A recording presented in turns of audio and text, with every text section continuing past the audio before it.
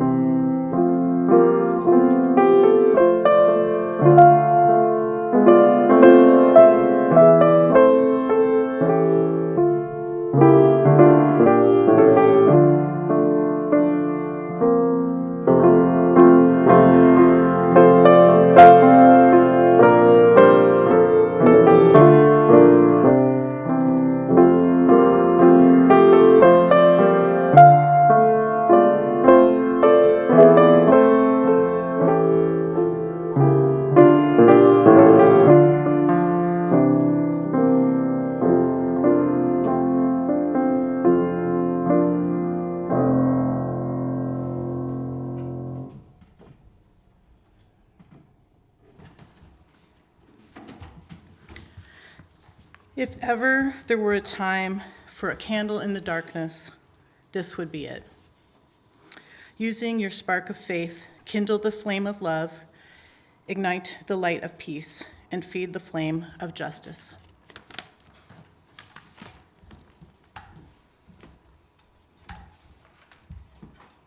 Good morning, everybody. Good morning. Good to see you all, and Happy New Year.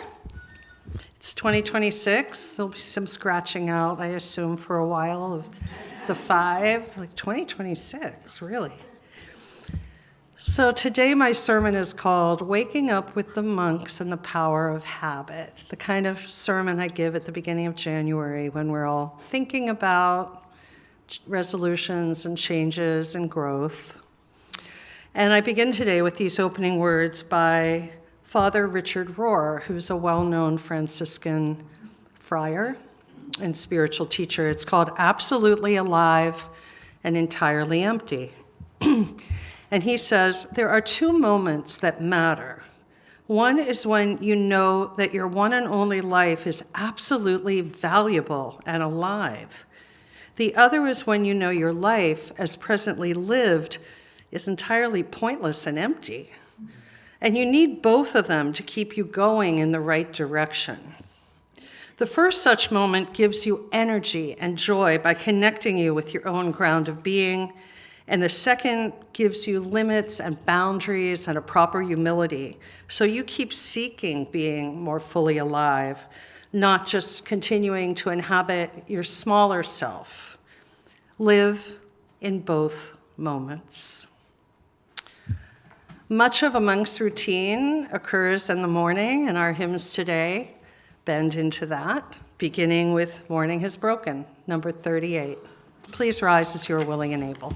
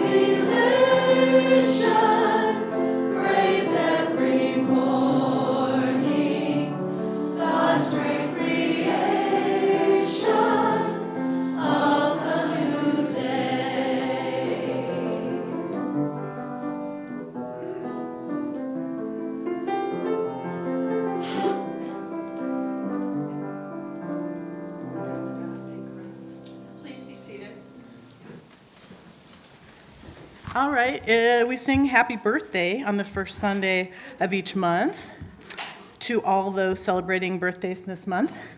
The words are in the back of your great hymnals and also on the screen. The tune is the Merry Widow Waltz. Who has January birthdays? Wow. Lots of you. Happy birthday and Happy New Year. Happy birthday.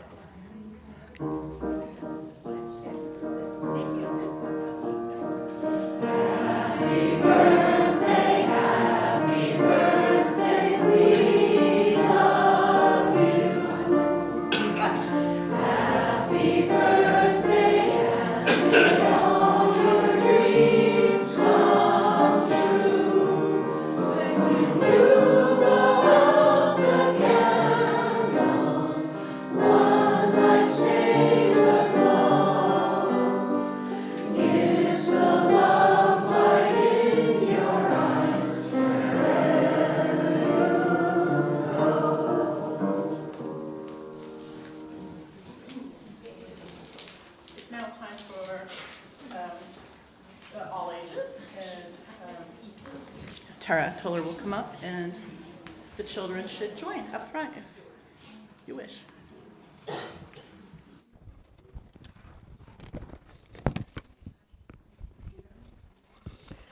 Hello, good morning, Happy New Year.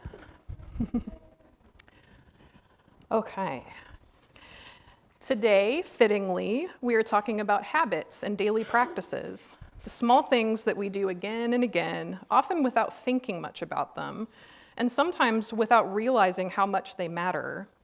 Things like how we start our day, how we take care of our space, how we treat ourselves, and how we treat one another. When we repeat small actions day after day, they become a kind of ritual, not because they're fancy or special, but because doing them with care helps us learn and grow. Our story today is about a young panda named Ku who wants to save the world. His uncle Stillwater helps him discover that saving the world is not about one big heroic act, but about the habits and small daily practices that make life better for ourselves, for each other, and for the world. Please enjoy the lovely watercolor illustrations. This is Stillwater and Ku Save the World by John J. Muth. Ku stretched fuzzy toes and paws and yawned. "Good morning," said Stillwater. "Good morning, Uncle. Warm and sweet smells woke me up. Is it breakfast time? Asked Coo. Yes, said Stillwater. What would you like to do? Something important. Fix all the things that are wrong. Let us save the world, said Coo, taking a bite of waffle. That's a very big idea, said Stillwater. Breakfast was so good. Waffles are my favorite. Let us get to work, said Coo. Okay, said Stillwater. Maybe we can begin by tidying your room. When I put my things where they go, I feel happy, not so jumbled up, said Coo. Jasper came to help. He likes to sleep in the sun. He might be hungry, said Coo. Stillwater said, let's feed him and maybe change his litter box. Jasper might like to be brushed, too. When we're finished, we can visit the fish pond. I wonder, do fish swim knowing how very big the vast ocean is? Asked Coo. That's a wonderful question, Stillwater said. Let's think about it. Meanwhile, we can clear the leaves and feed the fish. Let us be certain no one goes to sleep hungry in the whole wide world, said Coo. Shall we make a welcome gift for our new neighbors? Asked Stillwater. Thank you for the cake, said the Sanams. We feel so welcome in our new neighborhood, Mrs. Sanam said. Stillwater and Coo wished them a good day and hoped they would see them again soon. The Sanam family loved your cake, said Stillwater. Making a good cake that you want to be just right is not so easy, said Coo. On their bike ride, Coo told Stillwater, I woke from a dream. I'm worried about the world. How can we fix it? These are big feelings. Let's stop here for a moment, said Stillwater. The world is so big, but in my dream it wasn't. It was delicate, Coo said. The world is delicate. It's our home, and it takes care of us. We must always, every day, make our best effort to take care of the world and each other, said Stillwater. Uncle, there's a truck. A mama and baby ducks, look, up on the road, Coo pointed. Coo was right. Stillwater saw a mother duck and her ducklings about to cross the road. A truck was coming, and the duck family was in danger. Stillwater ran toward the road. Coo was right behind. Stop! With arms wide like a crossing guard, Coo escorted the baby ducklings to the other side of the road. I don't believe fish know how big the ocean is. They just do their best, said Coo. Yes, said Stillwater. Is saving the world even possible at all? I'm still not sure, said Coo. Stillwater smiled.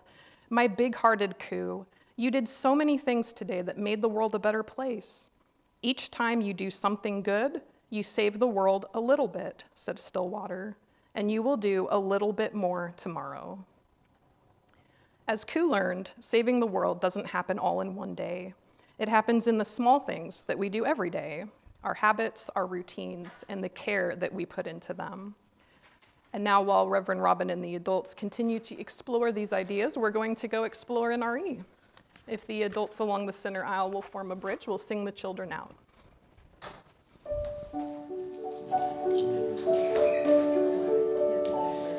We hold you in our love as you go, may your heart be at peace as you go, to nurture the spark of your precious life. We hold you in our love as you go.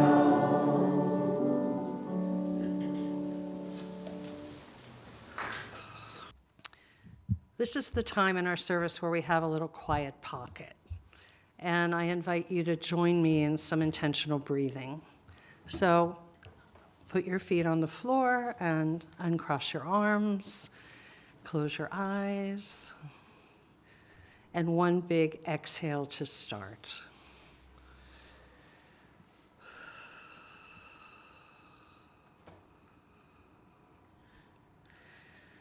Then soften your face, your forehead, your eyes, your jawline.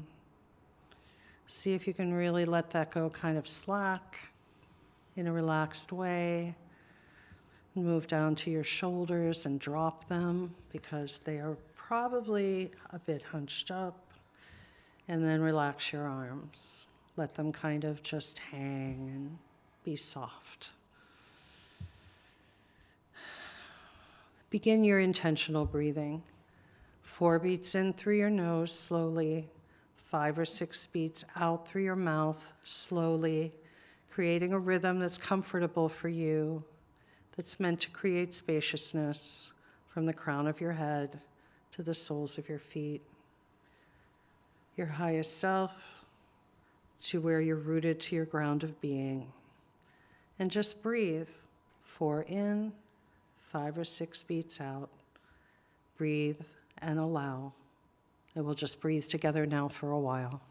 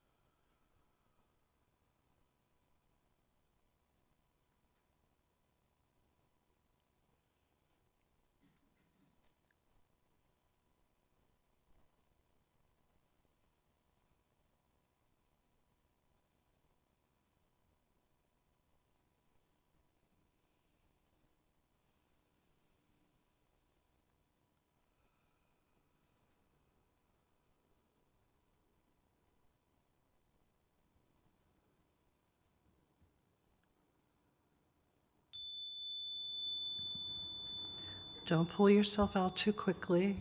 Do a few more rounds of breathing, and then slowly come back into the space with a big exhale.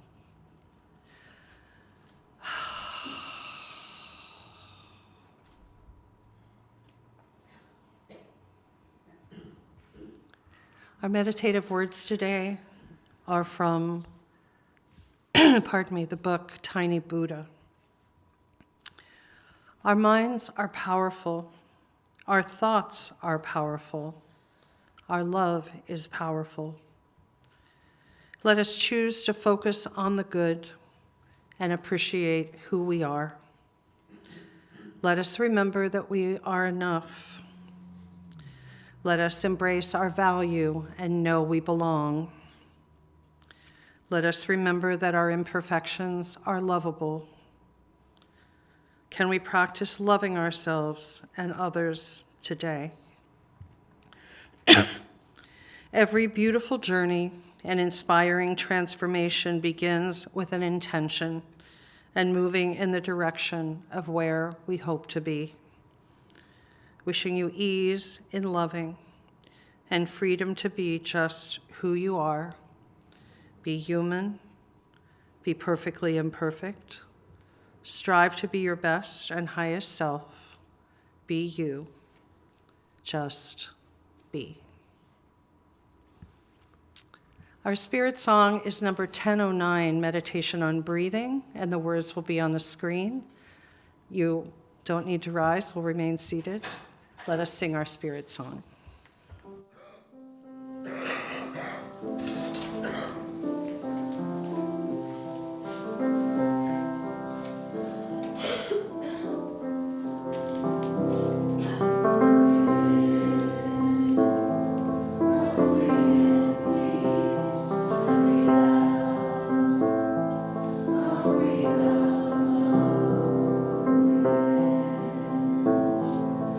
Breathe in me.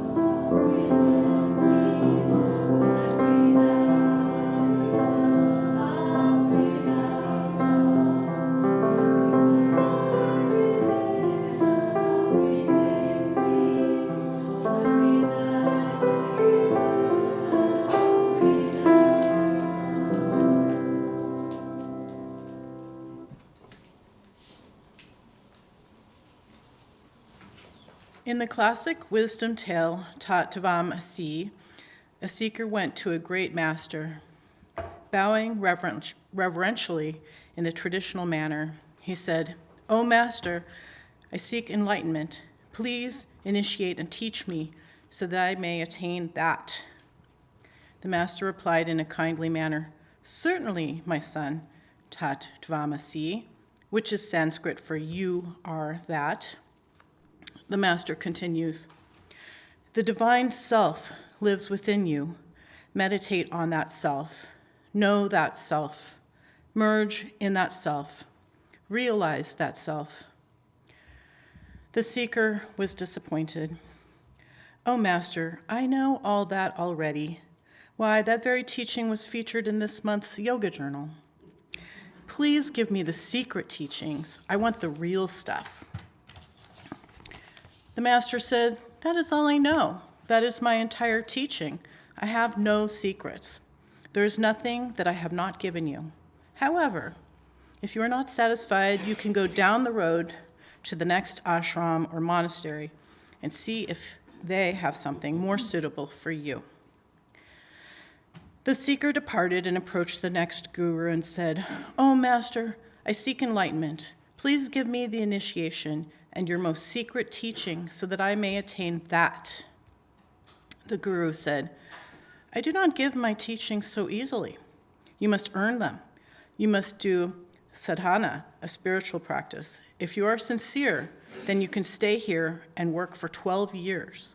Only in this way will you earn my initiation." The seeker was delighted. "That's just what I wanted.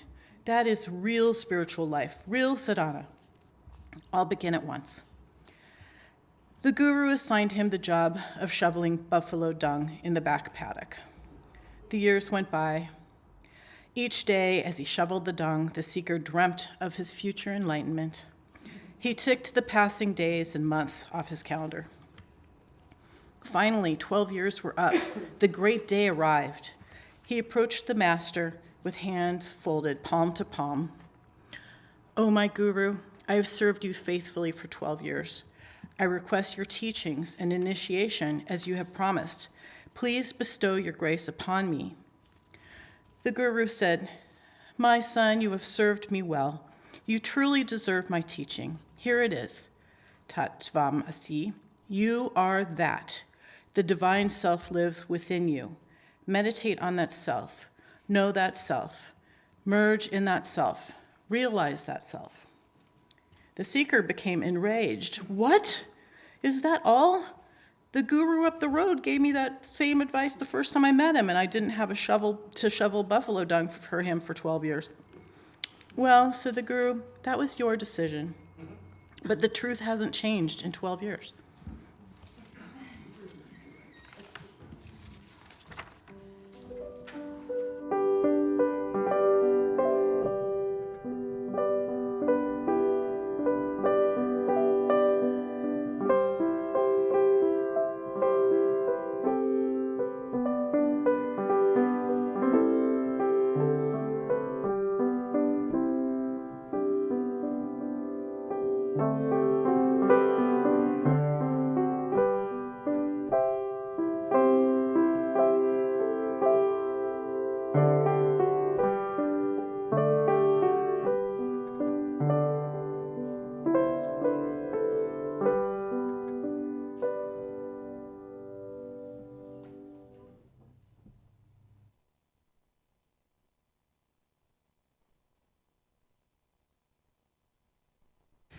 Brother John entered a place called the Monastery of Silence, and the abbot explained, "Brother, this is a silent refuge.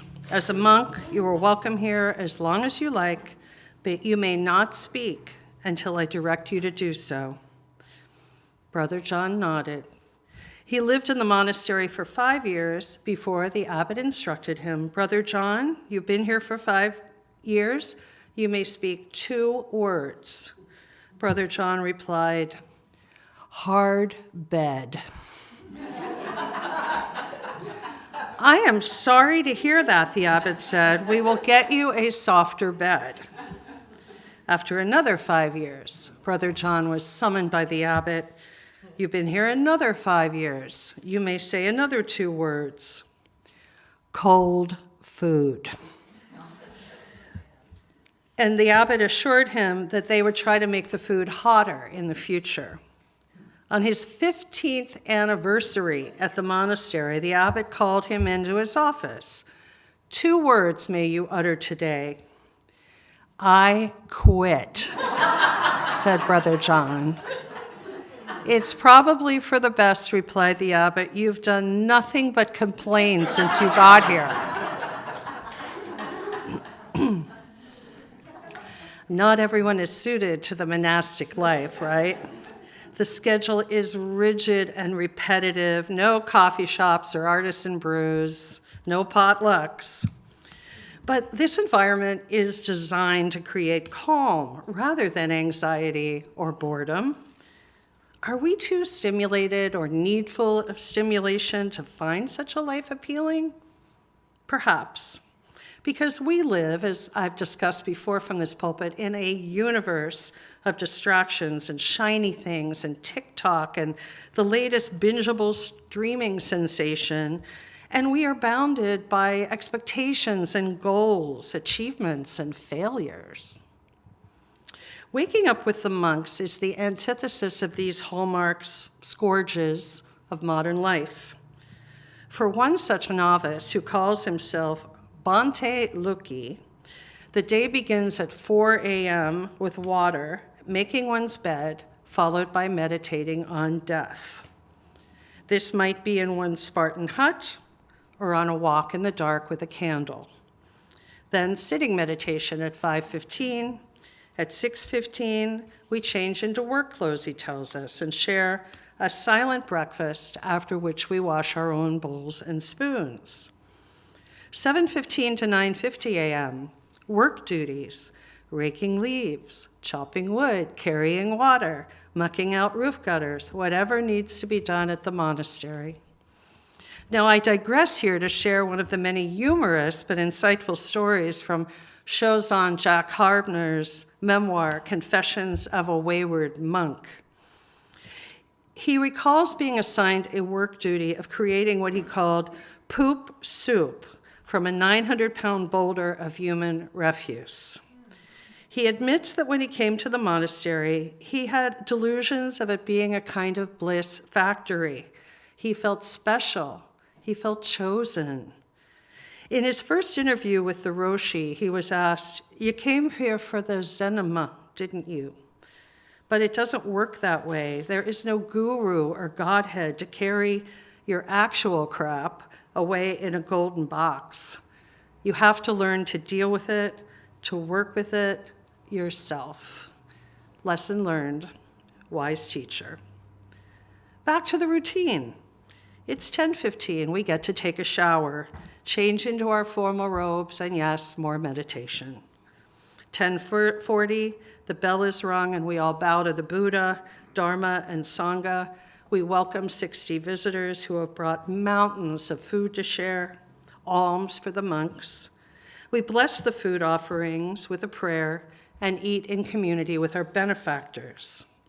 10:45, a cup of sweet, thick tea and a little conversation, a little monk tea party. How are we doing? Have you made it through the morning? Noon, walking meditation in the forest. 12:50, 30-minute snooze. 1:30, wake up feeling lucid and aware, and you guessed it, more meditation. Okay, we'll cut to the end of the day. You get the drift. There's Vinaya class in the evening. 8:50, return to hut, light 4 or 5 candles, relax on the bed, and then one last hurrah, 20 more minutes of, you got it. 9:30, lights out. Tomorrow will be another almost identical day. I'm exhausted just reading about it, all that meditation, yikes. How about you? Heaven, hell, or purgatory? Today is January 4th, as we know.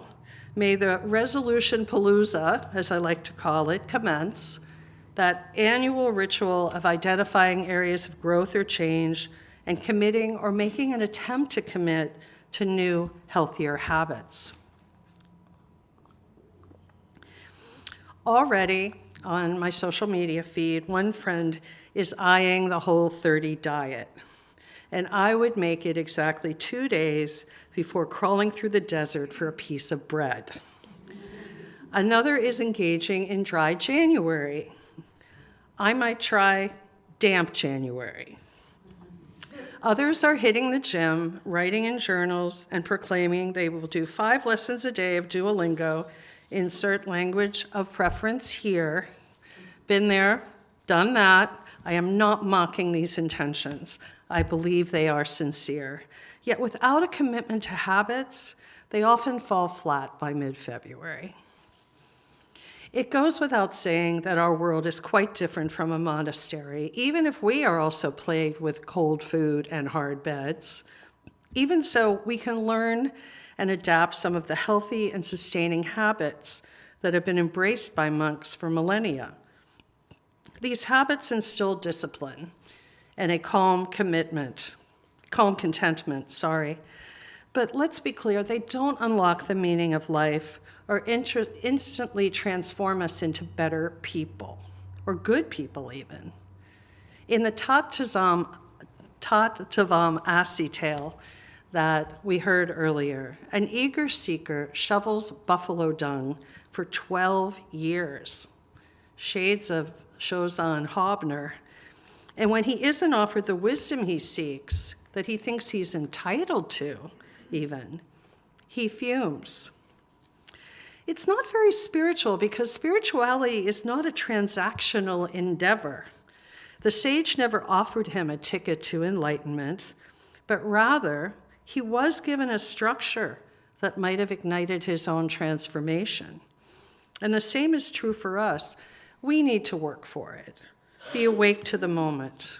Live deliberately, in the words of Henry David Thoreau. In a reflection titled, "The Habit Makes the Monk," Sister Deborah Susanna Rhodes recalls the adage when someone admits that they want to be as good a person as their dog thinks they are. I relate to that. She wears her habit, she's a nun, she wears her habit to remind her who she is and who she wants to be. When she first got sober through AA, she recalls hearing, "Bring the body and the mind will follow." Also, we can't think ourselves into right action, but we can act our way into right thinking. Let me repeat that. We can't think ourselves into right action, but we can act our way into right thinking. Doing the right thing, being true to our commitments, time after time, making a habit of it, will eventually transform your insides, which will in turn affect your outward actions. In other words, she concludes, I'm trying to be the person my habit tells the world that I am. I would say the same for when I wear a clerical shirt, a robe, or a stole. Sister Rhodes gives us a relatable example. In the supermarket, when she is behind a person writing a check, or who has 87 coupons, or can't remember their PIN, she acknowledges that in street clothes, she might sigh loudly and mutter, "You've got to be kidding me." But when she is wearing her habit, she is representing her faith. So she is nice.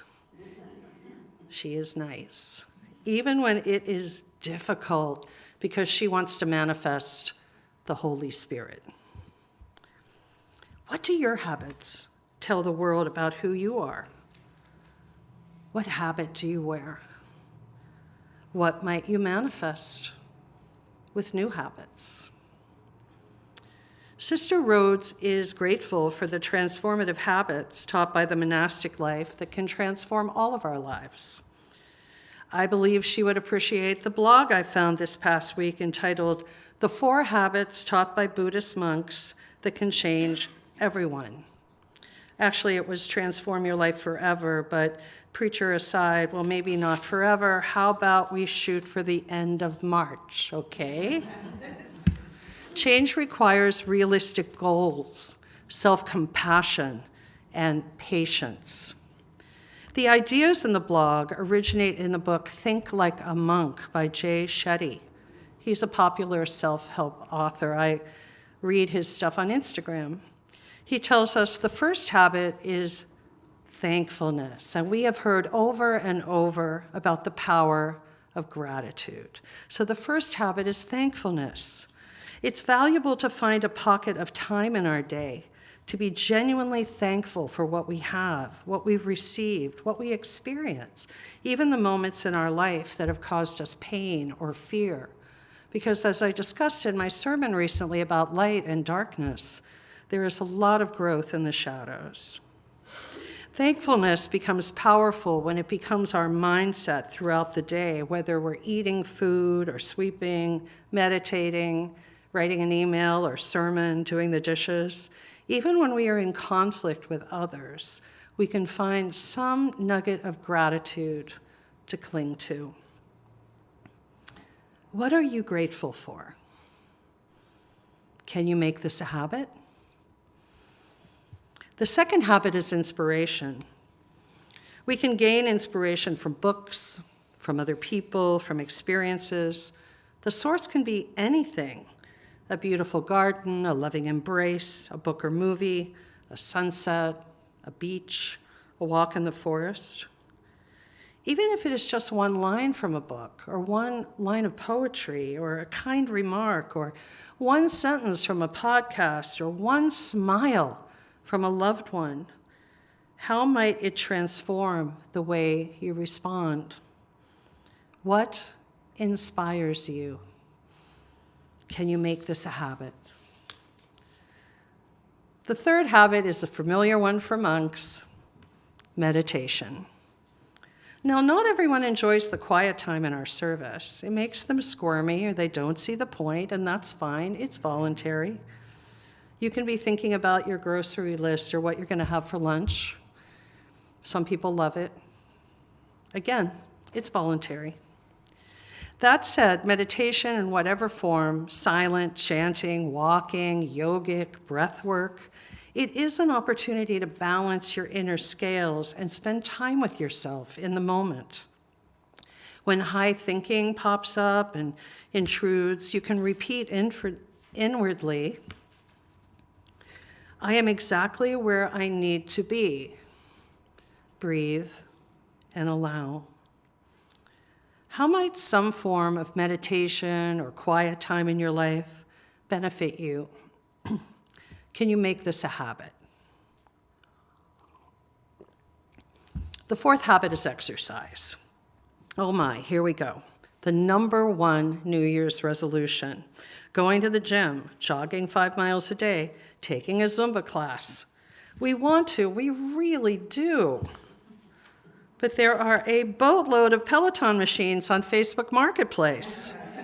Like new, the ads read, barely used. Why is exercise an important habit to pursue? Whether it's walking or swimming or dance or chair yoga or pickleball, the body needs to move to be fully expressive. The Buddha tells us what movement does to the body, meditation does to the mind. Studies show that daily exercise, even mild exercise, not only improves physical and emotional health, but it boosts time management and bolsters relationships. What exercise appeals to you? How would you like to move your body? Or what is the least unappealing form of exercise for you? Can you make this a habit? If you look closely at the 4 habits, it creates an acronym: TIME. T for thankfulness, I for inspiration, M for meditation, E for exercise. But there is something that can often get in the way: procrastination. I don't have this written into my sermon. It's from this beautiful book, Consolations by David White, and I want to read you what he says about procrastination. Procrastination helps us to be a student of our own reluctance. to understand the hidden darker side of that first enthusiastic idea, to learn what we are afraid of in the endeavor itself, to put an underbelly into the work itself so that it becomes a living, satisfying whole, not a surface trying to manipulate us in the moment. To procrastinate is to be involved with larger entities rather than our own ideas. To refuse to settle for an early underachieving outcome and wrestle like Jacob with his angel, finding, as Rilke said, winning does not tempt that man. This is how he grows, by being defeated decisively by greater and greater beings. Procrastination is usually part of adopting new habits, because adopting new habits and renewing ones you've let drift does take time. So give yourself time. Small things often, as I like to say. But we can always return to the moment, that thing that is real, only real, and begin again. As the Franciscan friar, Father Richard Rohr, reminds us in the reflection I read earlier, absolutely alive and entirely empty, there are two moments that matter. One is when you know that your one and only life is absolutely valuable and alive, and the other one is when you know, as presently lived, is entirely pointless and empty. You need both of them to keep you going in the right direction. The first such moment gives you energy and joy by connecting you with your ground of being, and the second gives you limits and boundaries and a proper humility so that you keep seeking being more fully alive, not just continually inhabiting your small self. So live in both moments. So may it be for us. Blessed be, blessed we. Happy New Year, and amen. Our final hymn is Bright Morning Stars. It is number 357 in the gray hymnal, and the words will be on the screen. Please rise as you are able.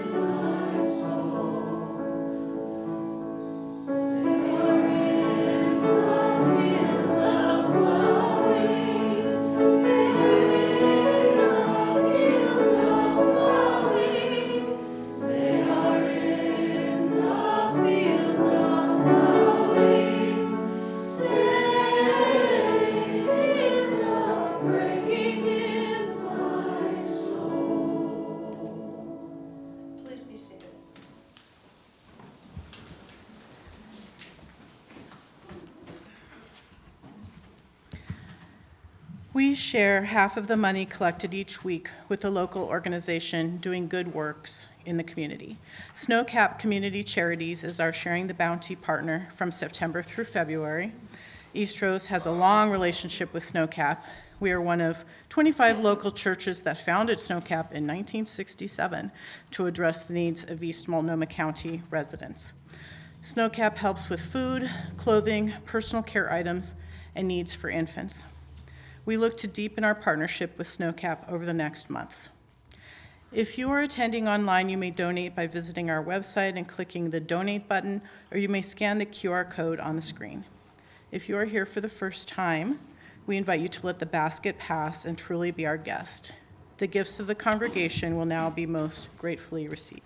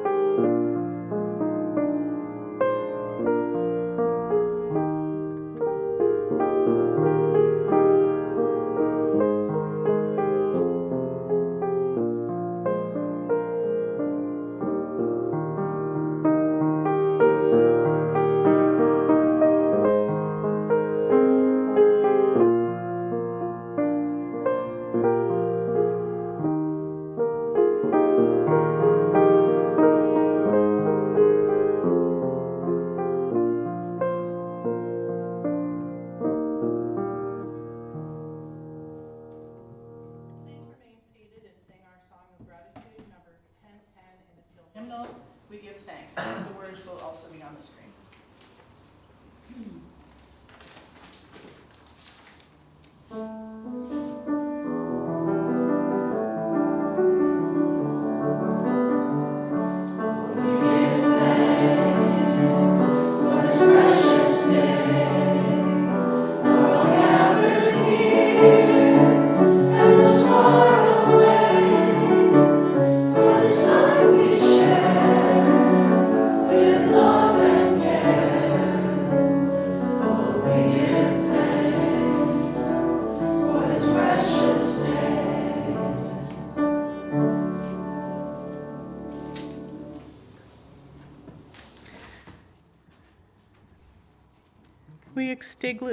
We extinguish this flame to remind us love is the center.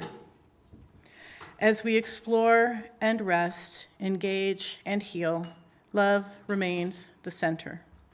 When all we can see is cold ashes, love remains.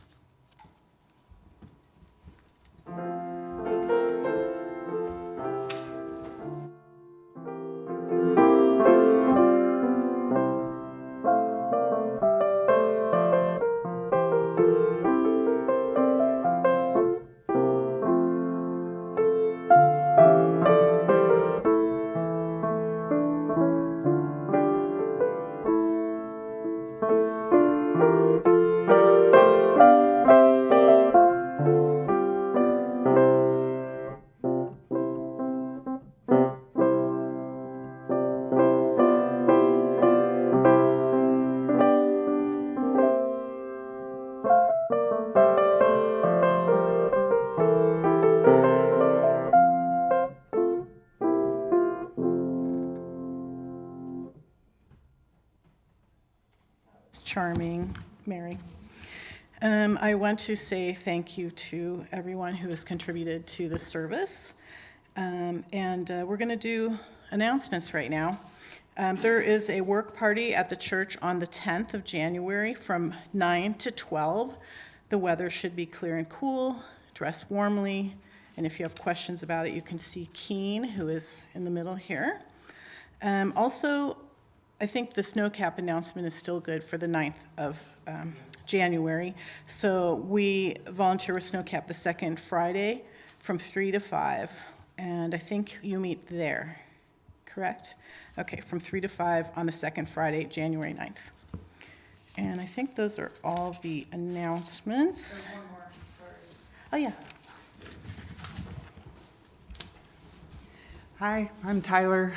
They, them, your choir director. Mary Reese, she, her, your beautiful accompanist here. We're having a 12th night party tomorrow night. You might have noticed in the pedals, it's at 6 p.m. at Mary's Condos Clubhouse, and everyone's invited. It says, former, current, future choir members, but if you have ever heard our choir, if you know what a choir is, ever seen a choir, feel free to come. Feel free to bring something, any food, festive snacks, or not. Just show up. Should be good for all ages. There's games. Potluck, Yeah. and there's singing around the piano. Bring music if you want me to play something where we can all sing together. Bring your vinyl if you have any. You don't need to find a babysitter. You can bring your kids because we have a pool table, ping pong, puzzles, board games, all stuff for kids. So everybody's welcome. And I'm making a smoking bishop wassail. So it's a combo of those two holiday drinks. Wassail, wassail, yeah. all over the town. Yeah. Yeah. All right. Thank you.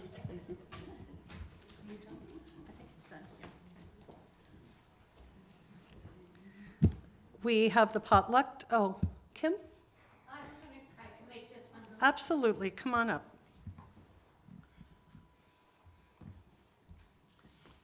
Just half an announcement. Thank you, thank you. This is half an announcement because I forgot my phone at home. I received an email from, I believe it's kind of like the Southeast Portland Indivisible organization, that they're going to do what they do every Sunday, and they do it midweek too, and they do a stance or a protest on the Earl Blumenauer Bridge.